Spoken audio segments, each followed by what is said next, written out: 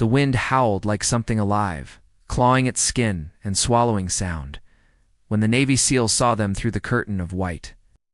A woman in a Marine's jacket stood bent against the storm, one arm wrapped around a small child, the other gripping a second, whose face was red with cold and fear. He slowed, heart tightening, because no one should have been standing there. Not in this blizzard. Not like that. Before I tell you what happened next, tell me in the comments where you're rewatching from. I love knowing who's listening. Her name was Sergeant Leah Morales, and every step she took felt heavier than the last.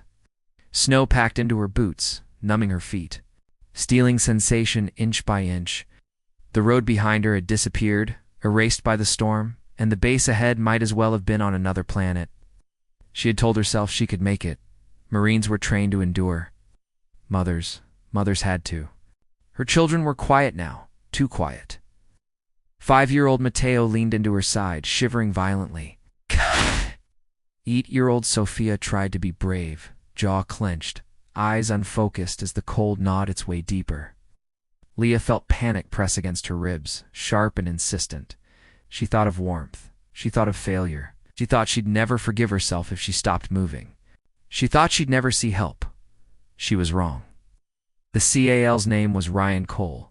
He had survived nights darker than this, storms louder, moments where the margin between life and death was measured in seconds. But this wasn't a mission briefing or a combat zone.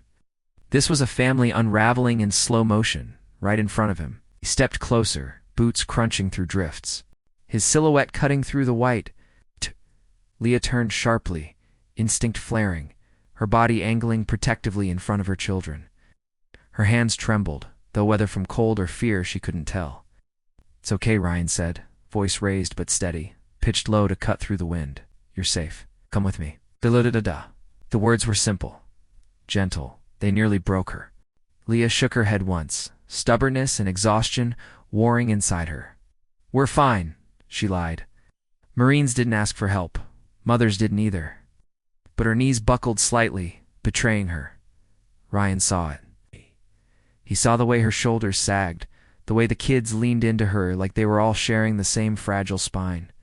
He knelt so he was eye level with Sofia, his movements slow, deliberate. "Hey," he said softly, "you're doing great. Both of you are." Sofia swallowed. Mateo whimpered. The storm roared on, indifferent. In the distance, lights flickered faintly, structures half buried in snow. Ryan knew the route, the shortcuts, the doors that would still be open. He also knew the clock was ticking. "Ma'am," he said to Leah, meeting her eyes now, "I can carry one of them. We don't have time to argue." That was the moment. The moral line she'd been clinging to snapped. Pride fell away, replaced by something raw and honest. She nodded. Ryan lifted Mateo easily, wrapping him in his own jacket, shielding him from the wind with his body.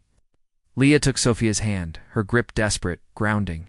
Together, they moved, step by step, the SEAL breaking the path, the Marine following, every breath a small victory.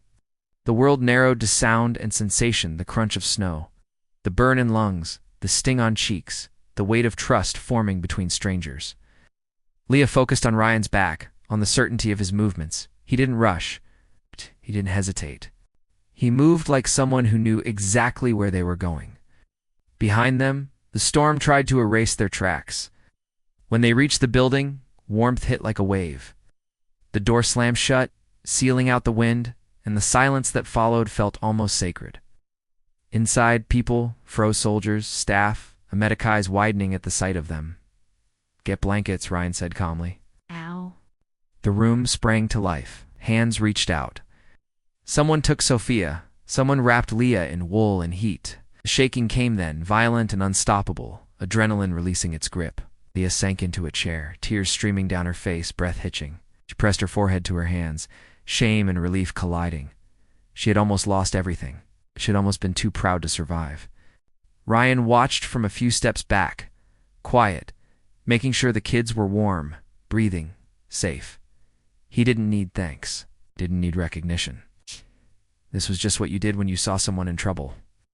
Later, when the storm eased and the world outside softened, Leah found him by the doorway. Oh. She stood straighter now, though her eyes were still red. "Thank you," she said simply. Ryan nodded. "You would have done the same." She smiled faintly, knowing it was true.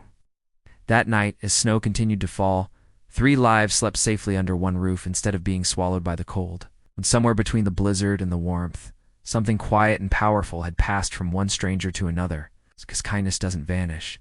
It waits, and it finds its way back. The storm that nearly claimed them became just another memory, but the words "come with me" would echo long after. A reminder that sometimes survival begins with trust. If this story stayed with you, tell us where you're listening from and what moment hit your heart the hardest.